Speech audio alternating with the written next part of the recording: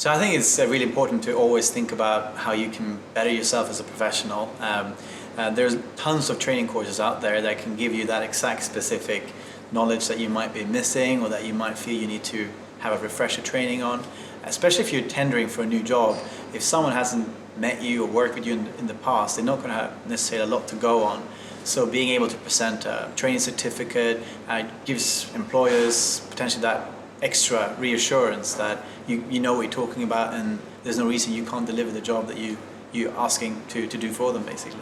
So I went to university like 15 years ago now, and the stuff that I was taught, even though it was only 15 years ago, feels like it has had very little relevance on my day-to-day job. There's a few nuggets of bits of information that I think that I can leverage or recycle, but the stuff that I do on a day-to-day basis, I've had to go out and learn myself or go out and source specific courses. For example, I did a Scrum Master product owner training with QA, and that's been instrumental in my career and what I've been doing for a living, more or less.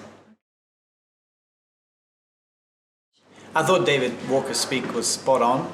He said that you must, as a company or as a freelancer or as a person, you need to innovate or else you'll die, which is, taking it to the extreme. But there's definitely a truth in that. If we dwell too much on the past and how we used to do things, we forget that we are not delivering innovation to our clients or the people that are paying our bills. If yesterday's news is the best you have to offer, chances are it's not going to cut it with the person that you're about to pitch for or tender for to do business with. And basically what they want to buy is the sense of what's coming, what's around the corner.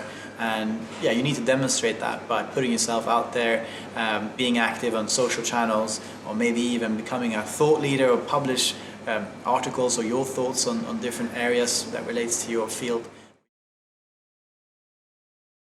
I can definitely relate to the idea that being a freelancer can be lonely from time to time. I run a small business today that I started 2 years ago with 2 friends. But we didn't work together in the beginning. We sat in different countries.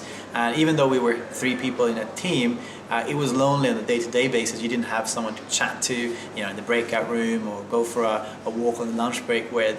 But then we decided to move together into a shared open office space, and not only were we able to bounce off each other and kind of get more out of working together, we also got a sense of the buzz from all the other people that worked in the same building, same development, and we felt that our company is a little bit bigger than it was because we were put in a bigger context with all these other promising young startups and tech companies. So there's definitely something to be said for social and togetherness being a critical component for productivity and maybe more important, personal enjoyment, because if you're not obviously enjoying yourself, it's going to be difficult to do a good job.